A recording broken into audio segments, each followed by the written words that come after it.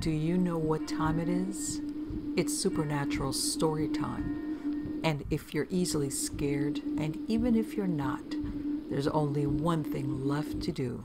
Just turn off the lights, because these are stories that you listen to only in the dark. Hi, Strangeness, Volume 3, Story Number 1. My mom grew up in a rural part of Guatemala where witchcraft was a real thing and has so many stories of the weird shit she and her brothers and sisters experienced there. Of all the stories she tells, the creepiest one deals with a young apprentice to a witch doctor who traveled around the country healing people. He was murdered west of Guatemala City, and they had to arrange to bring his body back to be buried. They paid bottom dollar to have some poor bastard go pick up the body and bring it back in his pickup. The guy gets there, loads the coffin on his truck, and starts heading back. But his truck breaks down on the way. He gets out and frantically tries to get the truck back on the road, as he has to be back in time for the services to start. He is completely alone in the dark hours of the early morning, and a man in a nice suit comes from out of nowhere to help him out. The man gets his truck back in working order and walks back down the road into the darkness. The guy gets the body back in time, and after some prep, they begin the services. He happens to walk by the open coffin to pay his respects and sees that the dead man in the coffin is the very same man who had helped him with his truck. To this day, I get shivers thinking about it. Story number 2. When I was a kid, I spent a lot of time at this house that was the headquarters for a small theater company that I worked for. There were several stories that people had about seeing various ghostly things there, but one of the ones that kept coming up was a ghost cat that a couple of different people claimed to have seen. Now fast forward to 2 years ago. My girlfriend and I were staying at the house for a few weeks while we were working on a show. She had only become involved at the theater recently, so didn't know any of the old stories. There was an actual cat living there at the time, and we always slept with the door closed because we're both allergic. So one night, I wake up to her getting out of bed and saying something like, "Come on, Persephone, get out of here." Then bend down as if to pick something up, then gasps, and a moment later climbs back into bed. The next morning she told me that she had a dream where she heard the door open, got up to see a cat in the room, and figured Persephone had pushed the door open and come in. So she got up to pick her up and put her out again. But when she reached down to grab the cat, it just disappeared. Since that's not what's supposed to happen, she just figured it was a dream. So I said to her, "I think you met the ghost cat actually." And she was like, "What ghost cat?"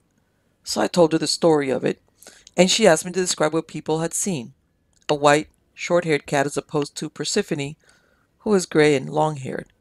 At which point she sort of freaked out because what she had seen had not appeared to be white, but she had just assumed it looked that way because of lighting or something. Next story. I was in the 7th grade and we just moved into a mill town house.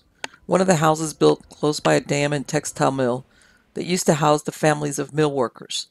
The upstairs area always gave me an eerie feeling, but I shrugged it off as the discomfort of living in a new place.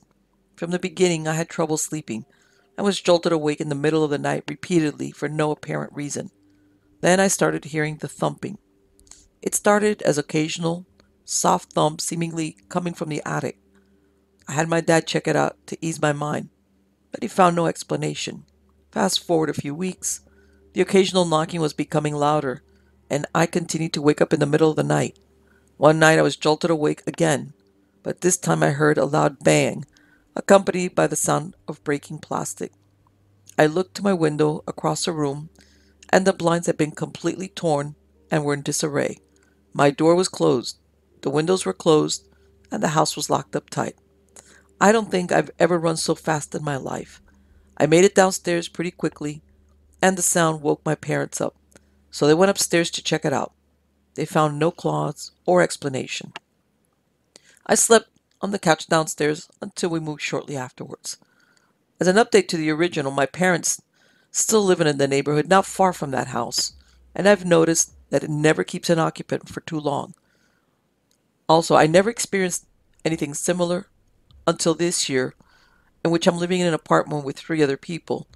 and on occasion on which one of us has been home alone around 2 a.m., we've heard knocking sounds as if someone is at the door. My roommate's experience, the knocking quit when she answered the front door. In my experience, the knocking stopped when I turned the lights on. Whichever way you think about it, it's pretty eerie. Next story. I was in my first year at university, completely new to the city and its surroundings. One evening, my friend and I decided to take a trip to the mall. It was 8 p.m. and we got on a bus that my friend claimed would take us to the mall. We ended up at an empty bus terminal, and it was around 10 at that time. We waited and waited for another bus back, and there was no one there but us. A while later, an old man walked by and told us that since it was so late, another bus wouldn't be coming for an hour or so. He told us to turn and walk down the road, and we would find a bus stop in the middle where a bus would come soon. We followed his instructions and entered this single-lane road with tall trees on each side.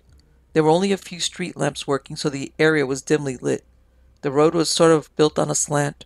Our bus stop was in the middle, so we could see all the way up the road and down the road.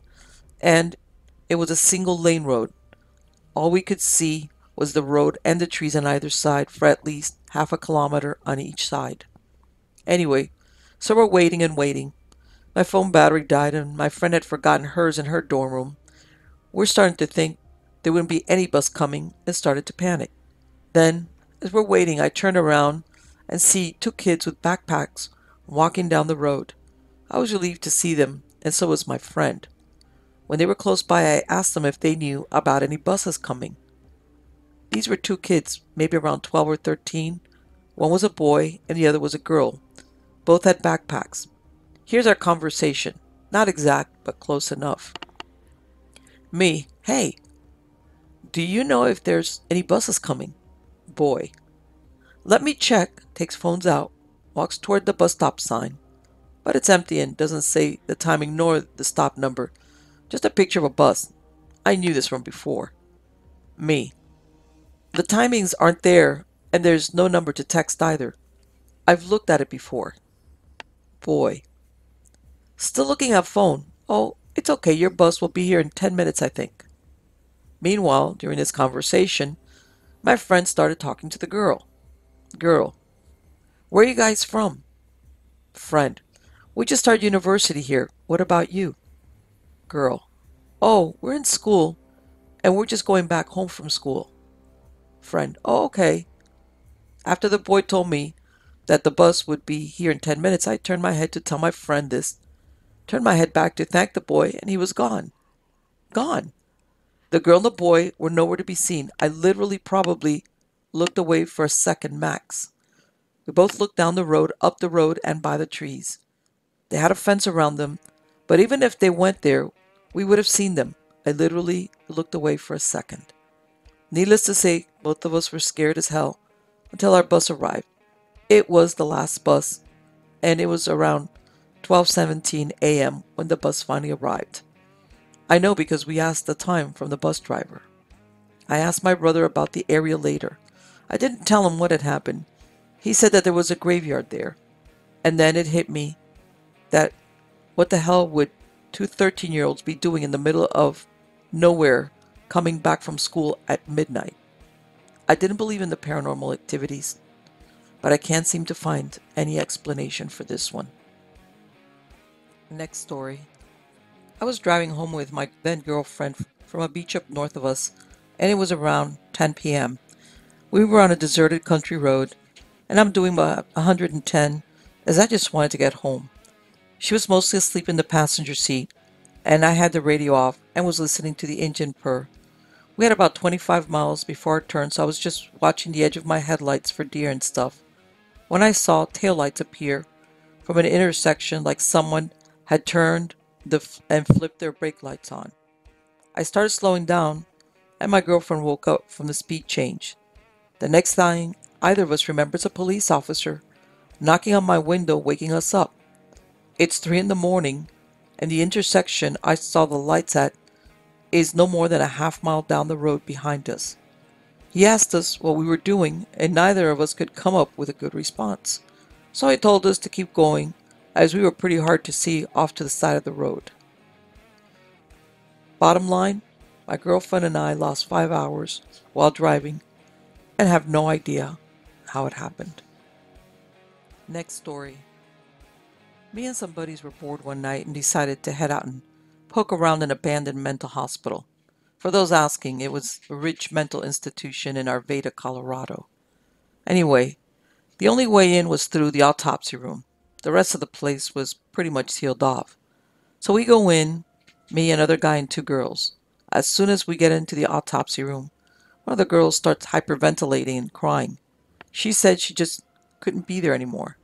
We tried everything we could to convince her everything was going to be fine, to no avail.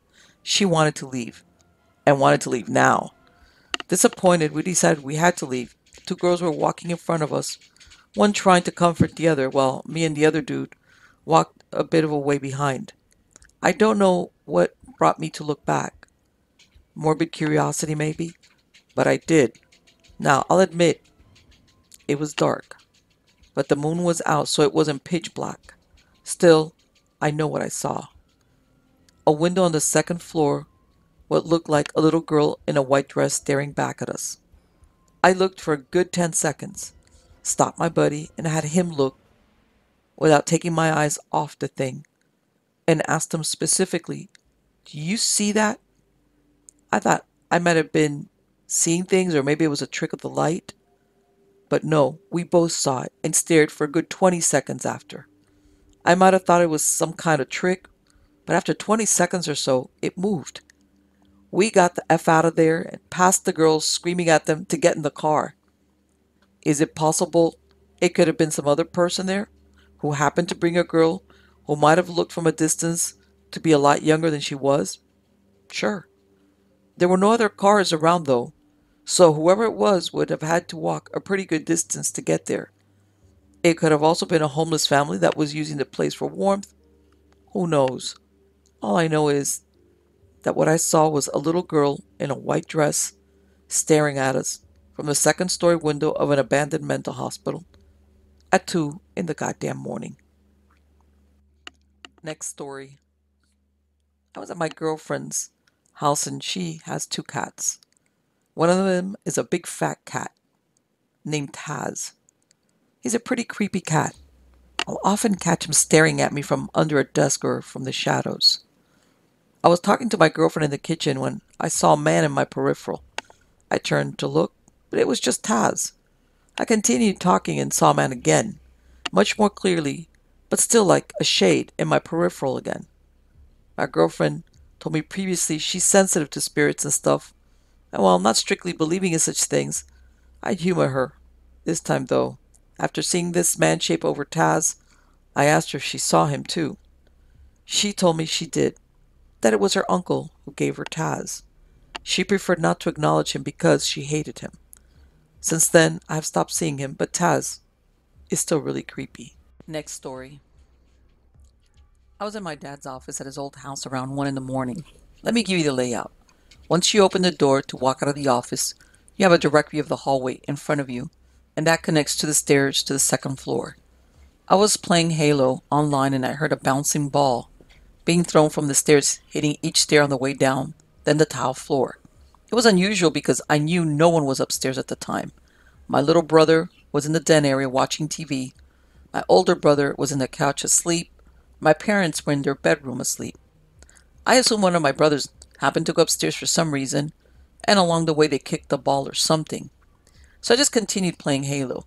Well, I heard it again, but this time it bounced all the way down the hallway and hit the door, which was closed. I got mad because I didn't want my brothers to wake my parents because I just didn't feel like hearing them yell. So I got up, mad, and flung the door open to tell them to knock that shit off. Well, when I opened the door, I looked down the hallway and up the stairs and noticed a small girl at the top of the stairs in a formal white dress. I stared for about 5 seconds and then closed the door. I wanted to see if I opened up again, she was still there. But at the same time, I didn't want to open the door and realize it was standing right in front of the door, or, some of the shit you see in horror movies. So I grabbed my phone and called my little brother, hoping he was still awake and hadn't dozed off watching TV. When he answered, I told him to come to the office to check out this sweet double headshot I got. So I hear his footsteps coming from the den. When he comes to the door, I just say, "Oh, never mind," and start walking towards the den really fast. I didn't tell anyone until the morning because it sounded made up. Now, there's a second story. This is the same house. I was asleep in my room on the second floor. This takes place about 2 weeks after the first incident. So after the second week, I just assumed what I saw was just my imagination because lack of sleep, so I was playing another game online in my room. It's about 2 a.m. My older brother is at his mom's house, and my little brother had dozed off on my bed behind me. So the TV set is up, it's next to my door. It's about 2 hours of straight online gameplay when I hear footsteps coming up the stairs. I assumed it was my dad coming to tell me to turn down the TV. But halfway through, I thought, why wouldn't he just call me on my phone to tell me instead of getting out of bed and coming all the way upstairs? So I just anticipated the door to open. I quit my current game I was playing and turned down the TV before he would even ask. I just said out loud, "All right, it's turned down." I heard the footsteps stop. I didn't hear any steps going back downstairs. I wanted to open the door to see if anything was standing on the stairs or something. I was just, should I? I had music playing and the game was on the menu screen. I just stared at the door waiting for my dad to open it. It popped open just a little. After like a good 5 minutes, nothing. Another 5 minutes, nothing. Then the door just swings open very hard but stops at a halt before it hits the door, so no noise was made. I got up, slid my brother's phone across the hallway into his room. I then called it and hid my phone. I woke my brother up to tell him his phone was ringing. He got up and asked what his phone was doing in the other room. I just say, I don't know, maybe he had left it there. I ended up going to sleep about 10 minutes later. Fast forward to the morning. My dad comes in the room to tell me he's leaving to work if I need anything to call him. I tell him, why did he barely open the door last night and leave? He says he never came upstairs. I just dismissed it mainly because I didn't want to think about it. My dad headed downstairs and I heard him start his car and take off. He left my door open just a little. I felt pressure on the edge of the bed like if someone would have sat down. I thought it was my little brother about to play the Xbox or something and wanted to sit on my bed. The pressure was then gone like if someone had gotten up and the door slammed shut really hard. I got up, pissed as hell, to tell my brother to cut his shit out. When I opened the door, I have a direct view downstairs through the hallway to my dad's office. I see the same little girl standing in front of the office door. I slowly closed the door and turned the TV on because for some reason I thought, if you have sound in the room, ghosts just leave. I yelled for my brother's name and he comes running upstairs thinking something happened. I just asked him, "Where's my phone?" He pointed it out and we went downstairs together. I told him what I saw and he just shrugged it off. Fast forward 2 years. My dad moves into a new 3-story house downtown, historical home in Texas that was one of the largest ranches at one point. First floor was a usual living room, kitchen, office, bathroom, like that. Second was my room, brother's room, bathroom, my parents' room. Third floor was my dad's man cave where he would smoke his bong and whatnot and watch movies and man cave things. I set up my Xbox in there because it had the biggest TV. So the layout on the third floor is like a room with the back part of the room leveled up so you can set up a couch up there. So when you watch a movie, the couch is in front of the TV, won't block the view. It had 3 small attics up there connected to the walls, 2 in the back and 1 to the left of the TV. So I loaded up Battlefield, and during the loading screen, you know how it turns black and the little loading blue bar just shows on the screen at the bottom right? So I could see the reflection of everything behind me every time the loading screen would show up. So after one of the online matches, I was in the loading screen when it popped up and I saw a reflection of the TV to the back of the room and one of the back attic doors, which had opened up a little along with a little squeak. I just got up and slowly closed the door and put a blanket on the bottom of the door so it wouldn't open again so easily. A few minutes later, the loading screen comes on again and the other attic door pops open behind me. I was in waiting mode, but I played it cool because I didn't want whatever was there to know I was freaked out, just to freak me out even more. I grabbed another blanket and did the same thing to this door. The only attic door left was the one to the left of the TV, which was in my view. After about 30 minutes or so, this one just flew open, making a loud bang. I saw a small shadow figure standing in the back of the attic room. I just got up casually, put the controller down, and walked down the stairs, very calm and cool. Didn't look back. Once the door was in front of me to leave the third floor to the second floor, I became a Kenyan and just bolted the F out of the third floor down, the second floor, into the kitchen and outside the house, and played with my dogs for a while. Now, this takes place, this next story, at my mom's old house. One night, me and my brother stayed up watching Whammy Plus and Lingo. It's getting really late, and we didn't want to go back to our room, so my brother went out and got blankets so that we could sleep on the couch. Only having two couches, I was left to sleep on the floor. I went and grabbed a small floor mat to sleep on the floor with. About 1 hour in, my brothers fall asleep, leave me watching TV by myself. I was pretty excited, knowing that they were asleep because I could sneak a peek at some late night adult movies on HBO. So I turned the volume down on the TV so they wouldn't hear anything.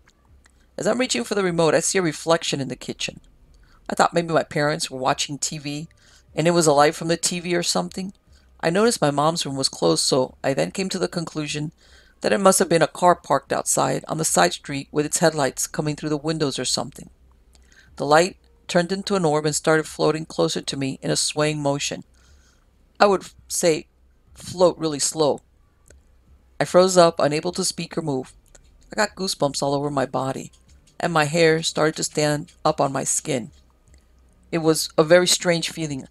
I could hear me making noises, trying to scream for my brother to wake up.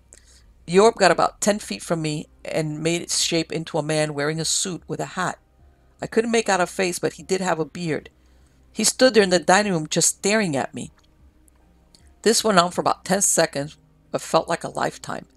He just walked into my brother's room and I was able to move again. I just flipped the shit out, and this time I didn't make any quick excuse to wake someone up. I shook my brothers, telling them to wake up, and just yelled for my mom. I told them what happened. My mom cleared things up with me, telling me I had nothing to worry about. My great-grandpa had lived in the house before we moved in, and he had passed away in his sleep in my brother's room. I went on to see him about 2 more times. Once in the doorway of my room, and another when I was leaving the kitchen. He was sitting in a chair in the dining room. Next story. Back in 2007, my grandpa finally lost his 20-year battle with leukemia. My grandma couldn't manage well being alone in the house they lived in for almost 60 years. We moved my grandma into an assisted living residence a few months later, and for insurance reasons, vacant property, my parents asked me if I'd like to move into the house so that I could watch the house, and also to move out and not live at home. I said absolutely. I remember right after he passed away, strange things started happening. The portrait we had of him in the living room fell off its hook. Picture frames containing pictures of him flipped onto their front during the night. I didn't mind that though, because I thought my grandma was making it up. Before I moved in, my family got a big dumpster so we could clean some of the clutter out of the house. Since we'd spend most of the day cleaning and it was summer, we'd bring the family dog with us. My grandpa loved our dog dearly, but since he passed, my dog wouldn't go down to the basement anymore, where my grandpa spent most of his time in his office. She refused to go into the basement at all. As a matter of fact, she barked at the stairway a few times. This was weird since our dog almost never barked. It finally made me think, he's here. I moved in shortly after. While I lived there, things went missing all the time. I had bought a new lock set to change the back door lock, brought it home and put it in the cupboard to tackle on the weekend. A few days later, I go to change the lock and it's gone. After a week of looking around, I finally found it in the trunk of my uncle's old BMW 2002, which he stored in the garage. I happened to be looking at the car. My grandpa was always a prankster, so I almost came to expect these occurrences. He used to wake up at 5:30 every morning to listen to the early news on the radio in the kitchen. I'd wake up some mornings and the radio would be on. I often heard typewriter noises coming from his office in the basement. It became comforting. I found myself talking to my grandpa out loud, having conversations with him. I missed him. After about 6 months, suddenly, I wasn't hearing any noises anymore. Nothing was going missing. The radio wasn't turning on at 5:30. I shrugged it off for a few days, but it started to worry me. I went back to my parents and grabbed the dog, brought her back. She was apprehensive at first, but she entered the house. There was an issue, though. Every time she'd been over since my grandpa died, as I mentioned earlier, she refused to go downstairs. This time, though, she went downstairs and went right to his office. Nothing was any different about the office, but she wasn't barking. She wasn't pacing. She wasn't doing anything. That's when I realized he was gone. I broke down. Suddenly, I felt incredibly alone, even though it'd been about 8 months since he died. It was the first time I'd felt like he was truly gone. Next story. As a frame of reference, this is a story that happened to my friends. We've been friends since high school. But the shared experience only came to light several months ago after he experienced this situation and told me about it. That conversation happened over IM. I now live in California, and I remember it was some ridiculous hour for both of us. He lives in Oxford, England now. But at the time of this event, he was visiting a family member, an uncle, about 20 kilometers northeast of Coburg, Ontario. That's relevant only because it means he was demonstrably out in the sticks, as he put it. His uncle owned a nice house and a large plot of land, but he didn't work it like his neighbors. This was farmland, but he was the owner of a small construction company and had done well enough to own a lot of acreage without the need to do anything productive with it. He kept a parcel of it around the house well manicured, but beyond that, there was a lot of bush that was wild, stretching over a cliff in any direction from the house. You apparently got to his place by heading up one of those ridiculously long and unpleasant dirt driveways that people with land tend to have. My friend says it was ironic, given his uncle's job. He focused mainly on infrastructure contracts, roads, bridges. Anyway, his uncle had some money in an area that didn't really have much. He also had arguably the nicest house and the nicest lawn, and the largest, ugliest, most unkept plot of lands in the area. My friend liked his uncle, but acknowledges he was not a popular man, either with his employees or with his neighbors. The uncle knew this, so when he decided to head to the Florida Keys with his girlfriend, post-second ex-wife, he decided to fly my friend into town to house sit. My friend was just finishing his own first divorce and needed a break from England and the nobody but his wife that he knew there. So, he had no premonitions of bad things, no sense of foreboding like I did. He showed up with just a suitcase of clothes. The house was stocked with food and booze and 1,000 cable channels, Wi-Fi, and an outdoor hot tub, which, by the way, is an amazing thing in winter in Canada. He'd been there a couple of days, was spending a total of 8 by himself, when the first real snowfall started happening. In Canada, at the start of winter, you'll generally get a couple days or weeks of fitful, wispy snow that doesn't have the endurance or weight to stick around for more than an hour. But after a while, the cold seeps into the ground, the flakes suddenly get heavier, and one day, or in this case, one night, you're looking at a calm, heavy snowfall that you know will change the landscape in a couple of hours. This was a night like that. He decided, since it wasn't abominably cold outside, and that he already had a couple of beers, that it would be a great idea to flip open the lid in the hot tub and soak while it snowed. He's right, it really is a spectacular idea, and if you ever get the chance to be in a hot tub outside when it's snowing, I recommend it, especially at night. For anyone who's never been in a heavy snowfall, not a blizzard that involves heavy snowfall and high winds, it makes everything extremely peaceful. This is because you lose sight of most everything beyond a couple of 100 feet, and it gets incredibly quiet. Snow is a great sound insulator, and as it falls around you in heavy curtains and slowly builds up on the ground, you get less and less of the ambient noise you're used to.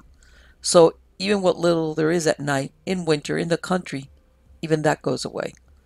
All he could hear was the compressor on the central heating unit and the bubbles in the tub. The water jets in his tubs were timed to go off after 15 minutes and had to be turned on by poking a button. if you wanted more. So after 20 minutes, he's sitting in silence. The only noise he hears was the house settling in the cold under the weight of the new snow, and whatever sounds he made himself. The only light he had were in the tub and coming from the sliding door that led to the kitchen, but he was facing away from the house, looking out over the property and rolling landscape that described much of the farmland outside of Coburg. Now he describes this next part is very similar to an experience I once had. He was considering going inside for another drink, staring absent-mindedly down to the water of the pool, zoning out on the refracted light from the bulb underneath. When he looked up, he saw a shape darker than everything around it slowly moving across the yard, about a quarter of the distance up from the edge of the woods and where he was. He didn't hear any snow crunch footfalls or hear any twigs or branches snapping. He assured me it was quiet enough to hear a pin drop. He watched it for a few minutes. It was moving extremely slow, so much as he couldn't determine it was actually walking or just moving. He decided to call out to it, hoping it was a neighbor, or as he put it, some hot chick wanting to warm up in the jacuzzi. It froze. It went so still my friend had trouble seeing it anymore. My friend was scared too. He was in his underwear, outside in the cold in a tub of water. He felt pretty exposed. He shifted his head slightly and confirmed it was still there. It was blocking the lighter, snow-covered pines behind it. At this point, he killed the lights in the hot tub, which made sense of the time. He wanted to be able to see whatever it was better, and the lights were interfering with that. As soon as the light went out, this thing started moving toward my friend, faster this time, at a steady walk. It was at this time he noticed that it had no defined edges. It was vaguely man-shaped, 2 arms, 2 legs, head, and very thin. My friend said that at this point he wigged out, threw his empty beer bottle at it, which had no effect at all, and then lurched out of the hot tub, across the deck and into the kitchen. He slammed the sliding door shut, and when he did, he slipped on the tile floor. He grabbed for the counter, but got a mason jar of flour or sugar instead, and that went sailing off to explode all over the kitchen floor. So there he is, sitting on the floor, surrounded by broken glass and flour, back against the counter, sliding door to his left. He pushed the rest of it shut with his left foot and looked out. It was standing just at the other side of the hot tub, and he swears it was looking up directly at him. It's a lot easier to see now, and he remembers it being like a bad animation of dense black scribbles, or like a weird twitchy transmission from a sci-fi movie. There were those vertical gray plastic blinds on the sliding door, so he reached up for the pull chain and drew them across the window and shuttered them. He says he sat there afraid to move for over an hour, until he calmed down and reassured himself a dozen times he'd been drunk or sleepy and made it all up. Then he remembered laughing at how pissed his uncle was going to be. The mason jar had cracked the floor tile when it landed. Construction people hate that shit.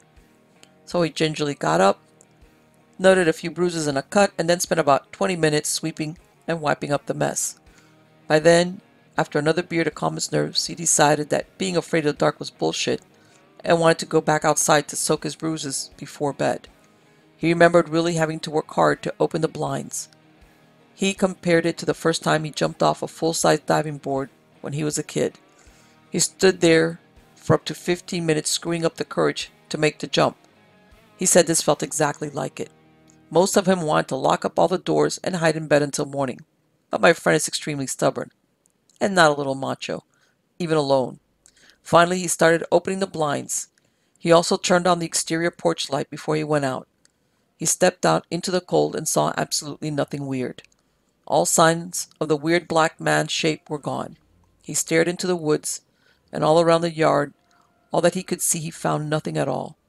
He remembered being unsettled by something when he was looking around, but couldn't figure out what. So he took his fresh beer and got back into the tub. He'd been in there relaxing about 10 minutes when he glanced up to find his beer, saw it, grabbed it, and got a mouthful of snow. He remembered staring at the bottle for a few moments, completely confused. Then he looked around and saw another beer sitting on the other side, his fresh beer. He could still see the liquid in it. He was holding the bottle he threw, still in a state of shock, like just before it hit you. He looked out over the yard and saw tracks all over it. All the same footprints, which was in the shape of a foot, but missing separate toes, all the way up to the hot tub. And the part that put him over the edge, I could have already evacuated my bowels by now, was that none of the tracks got within 10 feet of the edge of the lawn. None of them started at the edge of the woods. They all started and ended in the yard. At this point, with the last bit of stubbornness violently erased, he bolted inside, left the tub running all night because, whatever. He closed and locked the sliding doors, flicked on the security system, and ran upstairs to the guest room and played video games with the lights cracked on until he saw light outside. The next morning, he ate breakfast, bundled up, and went outside to scope the area in the daylight. It had kept snowing all night, but the tracks and their disposition were still pretty visible. The only thing different was the hot tub had been closed and turned off. Several hours of snow lay on top of it, along with 2 empty beer bottles.